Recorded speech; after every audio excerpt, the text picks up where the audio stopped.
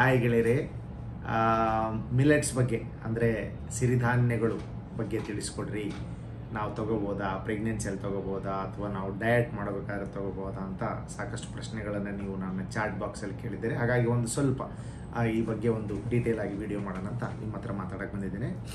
ಮೊಟ್ಟ ಮೊದಲನೇದಾಗಿ ಮಿಲೆಟ್ಸ್ ಅಥವಾ ಸಿರಿಧಾನ್ಯಗಳು ಮತ್ತು ನಾವು ಬಳಸ್ತಕ್ಕಂಥ ಉಳಿದ, ಉದಾಹರಣೆಗೆ ಅಕ್ಕಿ, ಗೋಧಿ, ಏನು ವ್ಯತ್ಯಾಸ ಅಂತಂದರೆ ಇದರಲ್ಲಿ ಗ್ಲೈಸಿಮಿಕ್ ಇಂಡೆಕ್ಸ್ ಕಡಿಮೆ ಇರ್ತದೆ. ಅಂದರೆ ನೀವು ತಿಂದ ತಕ್ಷಣ, ಅಂದರೆ ಊಟ ಮಾಡಿದ ತಕ್ಷಣ ಬ್ಲಡ್ ಶುಗರ್ ಎಷ್ಟು ಜಾಸ್ತಿ ಆಗಬೇಕಲ್ಲ, ಅದಕ್ಕೆ ನಾವು ಗ್ಲೈಸಿಮಿಕ್ ಇಂಡೆಕ್ಸ್ ಅಂತ ಹೇಳ್ತೀವಿ.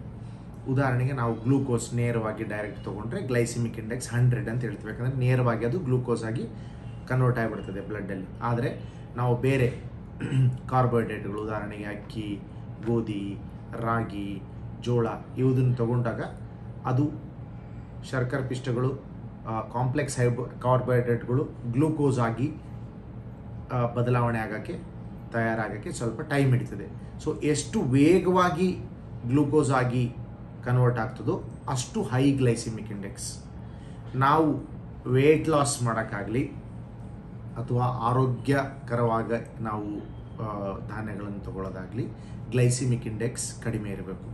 ಈಗ ನಾವು ಬ್ರೆಡ್ ಆಗಲಿ ಅಥವಾ ಗೋಧಿಯಿಂದ ಮಾಡತಕ್ಕಂಥ ಯಾವುದೇ ಪದಾರ್ಥಗಳಾಗಲಿ ಅಥವಾ ಅನ್ನ, ಅಕ್ಕಿ, ಗ್ಲೈಸಿಮಿಕ್ ಇಂಡೆಕ್ಸ್ ಜಾಸ್ತಿ ಇರ್ತದೆ. ಓಕೆ, ನಾನು ಡೀಟೇಲ್ಸ್ ಹೇಳೋದಿಲ್ಲ, ಬಟ್ ಇನ್ ಜನರಲ್ ಅದೇ ನಾವು ಜೋಳ, ರಾಗಿ, ನವಣೆ, ಊದಲು, ಇನ್ನು ಸಾಕಷ್ಟು ಸಿರಿಧಾನ್ಯಗಳ ಗ್ಲೈಸಿಮಿಕ್ ಇಂಡೆಕ್ಸ್ ಕಡಿಮೆ ಇರ್ತದೆ. ಓಕೆ, ಸೊ ಇದು ನಾನು ನಿಮ್ಗೆ ಯಾಕೆ ಇದನ್ನು ಎಕ್ಸ್ಪ್ಲೇನ್ ಮಾಡಿ ಹೇಳ್ತಾ ಇದ್ದೀನಿ ಅಂದರೆ, ರೈಸ್ ತಿನ್ನೋರು ಮತ್ತು ಚಪಾತಿ ತಿನ್ನೋರು ಒಂದೇ ಸಲ ಸಿರಿಧಾನ್ಯಗಳಿಗೆ ಬದಲಾವಣೆ ಆದಾಗ, ಯಾವುದೇ ಸಿರಿಧಾನ್ಯ ಇರ್ಬೋದು, ಈವನ್ ನಾವು ಜೋಳ ತಿನ್ನೋರು, ಈ ಉತ್ತರ ಕರ್ನಾಟಕದಲ್ಲಿ ನಾವು ಜೋಳ ಜಾಸ್ತಿ ತಿಂತೇವೆ, ನೀವು ದಕ್ಷಿಣ ಕರ್ನಾಟಕಕ್ಕೆ ಹೋದರೆ ರಾಗಿ ಜಾಸ್ತಿ ತಿಂತಾರೆ. ಅವರು ಒಂದೇ ಸಲ ಸಡನ್ನಾಗಿ ನವಣೆಗೆ ಬದಲಾದರೆ ಅಥವಾ ಊದಲು, ಬೇರೆ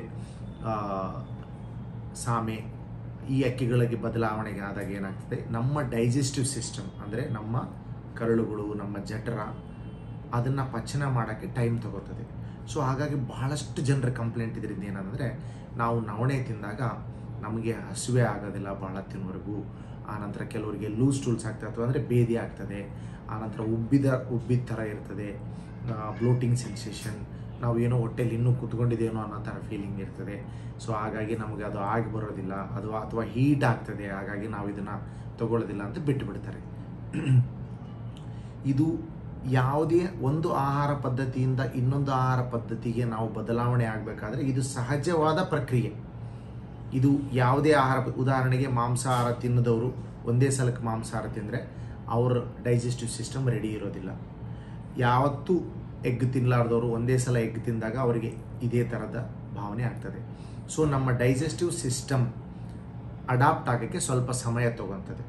ಸೊ ಈಗಾಗಲೇ ನಮ್ಮ ಪುರಾತನ ಕಾಲದಿಂದ, ಈ ಮೊದಲು ನಾನು ಸಾಕಷ್ಟು ಬಾರಿ ವಿಡಿಯೋದಲ್ಲಿ ಹೇಳಿದ್ದೇನೆ, ಪುರಾತನ ಕಾಲದಿಂದ ಬಳಕೆ ಆಗ್ತಕ್ಕಂಥ ಈ ಸಿರಿಧಾನ್ಯಗಳನ್ನು ನಾವು ಮತ್ತೆ ನಮಗೆ ನಾವೇ ಪರಿಚಯ ಮಾಡ್ಕೊತಾ ಇದ್ದೀವಿ. ಅಂದರೆ ನಾವೀಗ ಮತ್ತೆ ಅದನ್ನು ಪುನರ್ಬಳಕೆ ಪ್ರಾರಂಭ ಮಾಡಿದ್ದೇವೆ. ಹಾಗಾಗಿ ಸ್ವಲ್ಪ ನಮ್ಮ ಡೈಜೆಸ್ಟಿವ್ ಸಿಸ್ಟಮ್ ಅಂದರೆ ನಮ್ಮ ಕರಳುಗಳು, ನಮ್ಮ ಜಠರ ಇವೆಲ್ಲವೂ ಸ್ವಲ್ಪ ಅಡಾಪ್ಟ್ ಆಗೋಕ್ಕೆ ಸಮಯ ತಗೋತದೆ. ಸೊ ಹಾಗಾಗಿ ಕೆಲವು ಟಿಪ್ಸ್ ಕೊಡ್ತೇನೆ ನಾನು. ಅಂದರೆ ಇದನ್ನು ಕಡಿಮೆ ಮಾಡೋಕ್ಕೆ ಏನು ಮಾಡ್ಬೋದು? ನಂಬರ್ 1, ನೀವು ಎಲ್ಲ ಸಿರಿಧಾನ್ಯಗಳನ್ನ ನೀರಿನಲ್ಲಿ ಒಂದು 6ರಿಂದ 8 ತಾಸು ನೆನೆಸಿಟ್ರೆ, ಆ ನಂತರ ಬಾಯ್ಲ್ ಮಾಡಿ ಅದನ್ನು ಉಪಯೋಗಿಸಿದರೆ ಡೈಜೆಷನ್ ಸರಳ ಆಗ್ತದೆ. ನಂಬರ್ 1. ನಂಬರ್ 2, ನೀವು ತಿನ್ನಬೇಕಾದ್ರೆ ಚೆನ್ನಾಗಿ ಅಗದು ಅಥವಾ ಚೀವ್ ಮಾಡಿ ತಿಂದರೆ ನಮ್ಮ ಬಾಯಲ್ಲಿರ್ತಕ್ಕಂಥ ಲಾಲಾರಸ ಚೆನ್ನಾಗಿ ಅದ್ರ ಜೊತೆ ಮಿಕ್ಸ್ ಆಗಿ ಡೈಜೆಷನ್ಗೆ ಹೆಲ್ಪ್ ಆಗ್ತದೆ. ಮತ್ತು 3ನೇದು, ನಾವೀಗ ನವಣೆಯನ್ನು ಇಂಟ್ರೊಡ್ಯೂಸ್ ಮಾಡ್ಬೇಕು ಅಂದ್ಕೊಳ್ರಿ. ಕೆಲವು ಸ್ವಲ್ಪ ದಿವಸ ಅರ್ಧ ಅಕ್ಕಿ ಅರ್ಧ ನವಣೆ ಉಪಯೋಗಿಸಿ ಅನ್ನ ಮಾಡ್ಬೋದು. ಆ ನಂತರ ಬೇಕಿದ್ರೆ ಅಕ್ಕಿಯ ಪ್ರಮಾಣನ ಕಡಿಮೆ ಮಾಡ್ಕೊತ ನವಣೆಯ ಪ್ರಮಾಣನ ಜಾಸ್ತಿ ಮಾಡ್ಬೋದು. ಅಂದರೆ ಕ್ವಾಂಟಿಟಿನ ನಿಧಾನವಾಗಿ ಜಾಸ್ತಿ ಮಾಡೋದು.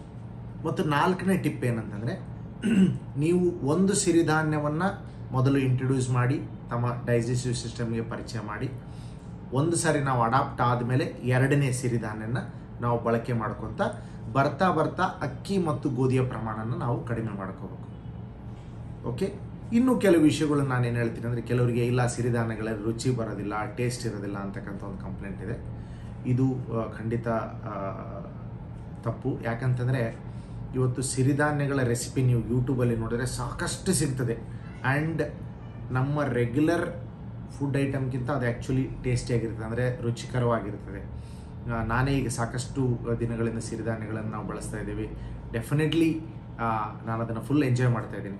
ಸೊ ಹಾಗಾಗಿ ರುಚಿ ಇರೋದಿಲ್ಲ ಅನ್ನೋದು ಸತ್ಯಕ್ಕೆ ದೂರ. ಇನ್ನು ಕೊನೆ ಮಾತು ನಾನು ನಿಮ್ಗೇನು ಹೇಳೋಕ್ಕೆ ಇಷ್ಟಪಡ್ತೀನಿ ಅಂದರೆ, ಈ ಸಿರಿಧಾನ್ಯನ ಊಟ ಮಾಡಿದ ಮೇಲೆ ಈ ಅಕ್ಕಿ ಅಥವಾ ಗೋಧಿ ತಿಂದಾಗಿರ್ತಕ್ಕಂಥ ಸ್ಯಾಟಿಸ್ಫ್ಯಾಕ್ಷನ್ ಇರೋದಿಲ್ಲ ಅನ್ನೋದು ಒಂದು ಭಾಳಷ್ಟು ಜನರ ಅಬ್ಸರ್ವೇಷನ್. ಅದು ಯಾಕೆ ಆಗ್ತಿದೆ ಅಂದರೆ, ನಿಮಗೆ ಆ ಗ್ಲೂಕೋಸ್ ಸರ್ಜ್ ಬರೋದಿಲ್ಲ.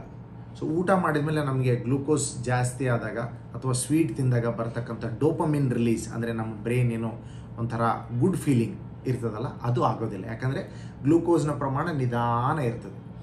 ಹಾಗಾಗಿ ನಿಮಗೆ ಆ ಊಟ ಮಾಡಿದ ಸ್ಯಾಟಿಸ್ಫ್ಯಾಕ್ಷನ್ ಇಮಿಡಿಯೇಟ್ಲಿ ಇರಲಿಕ್ಕಿಲ್ಲ. ಬಟ್ ನಮ್ಮ ದೇಹ ಒಗ್ಗಿಕೊಂಡ ಹಾಗೆ ಡೆಫಿನೆಟ್ಲಿ ನೀವು ಆ ಊಟನ ಎಂಜಾಯ್ ಮಾಡ್ತೀರಿ. ಆಮೇಲೆ ನಿಮ್ಮ ಫ್ರೀಕ್ವೆನ್ಸಿ ಆಫ್ ಮೀಲ್ಸ್ ಕೂಡ ಕಡಿಮೆ ಆಗ್ತಾ ಹೋಗ್ತದೆ. ನೀವು ಸಿರಿಧಾನ್ಯನೇ ಉದಾಹರಣೆಗೆ ಬೆಳಗ್ಗೆ ನೀವು 9 ಗಂಟೆಗೋ 10 ಗಂಟೆಗೋ ನೀವು ಸಿರಿಧಾನ್ಯದ ಊಟ ಮಾಡಿದರೆ, ಫಸ್ಟ್ ಆಫ್ ಆಲ್ ನೀವು ಮಾಮೂಲು ಅಕ್ಕಿ ಅಥವಾ ಗೋಧಿ ತಿನ್ನೋಷ್ಟು ಇದನ್ನು ತಿನ್ನೋಕ್ಕಾಗೋದಿಲ್ಲ ಸಹಜವಾಗಿ. ಮತ್ತು ಸೆಕೆಂಡ್ ಏನಂದರೆ, ನಿಮಗೆ ಬೇಗ ಹಸಿವು ಆಗೋದಿಲ್ಲ. ಸೊ ನಿಮ್ಮ ಓವರಾಲ್ ಕ್ಯಾಲರಿ ಕೂಡ ಕಡಿಮೆ ಆಗ್ತದೆ. ಇನ್ನೂ ಸಿರಿಧಾನ್ಯಗಳ ಬಗ್ಗೆ ಡಾಕ್ಟರ್ ಖಾದರ್ ಅಂತ, ನಾವು ಮಿಲೆಟ್ ಮ್ಯಾನ್ ಆಫ್ ಇಂಡಿಯಾ ಅಂತ ಹೇಳ್ತೀವಿ, ಅವರ ಲೆಕ್ಚರ್ಗಳನ್ನ ತಾವು ಕೇಳ್ಬೋದು. ಯೂಟ್ಯೂಬಲ್ಲಿ ಸಾಕಷ್ಟಿದೆ. ಅವರು ಮಿಲೆಟ್ಸ್ ಬಗ್ಗೆ ಬಹಳ ಪ್ರಚಾರ ಮಾಡ್ತಾರೆ ಮತ್ತು ಒಳ್ಳೆ ಕೆಲಸ ಮಾಡ್ತಿದ್ದಾರೆ. ಸೊ ನೀವು ಸಂಬಂಧಪಟ್ಟ ತಜ್ಞರ ವಿಡಿಯೋಗಳನ್ನ ತಾವು ನೋಡಿ ಸಿರಿಧಾನ್ಯಗಳ ಬಳಕೆಯನ್ನು ಹೆಚ್ಚಿಗೆ ಮಾಡ್ಬೋದು. ಮತ್ತು ಪ್ರೆಗ್ನೆನ್ಸಿಯಲ್ಲಿ ಸಿರಿಧಾನ್ಯಗಳು ಕಂಪ್ಲೀಟ್ಲಿ ಸೇಫ್, ಇದ್ರ ಬಗ್ಗೆ ಯಾವುದೇ ಅನುಮಾನ ಬೇಡ. ಓಕೆ, ಸೊ ಇನ್ನೂ ತಮಗೇನಾದರೂ ಸಂದೇಹಗಳಿದ್ದರೆ ತಾವು ಚಾಟ್ ಬಾಕ್ಸಲ್ಲಿ ಹೇಳಿದರೆ ನಾನು ಅದರ ಉತ್ತರ ಕೊಡೋಕ್ಕೆ ನಾನು ಪ್ರಯತ್ನ ಮಾಡ್ತೇನೆ. ಮತ್ತು ಈ ವಿಷಯನ ತಮ್ಮ ಎಲ್ಲ ಗೆಳೆಯರೊಂದಿಗೆ, ಅಕ್ಕ ತಂಗಿಯರೊಂದಿಗೆ, ಹೆಂಡತಿಗೆ, ತಾಯಂದಿರಿಗೆ ದಯವಿಟ್ಟು ತಾವು ಇದನ್ನು ಹಂಚ್ಕೊಳ್ಳಿ, ಶೇರ್ ಮಾಡಿ ಮತ್ತು ನನ್ನ ವಿಡಿಯೋಗಳಿಗೆ ಕಮೆಂಟ್ ಮಾಡಿ. Thank you very much.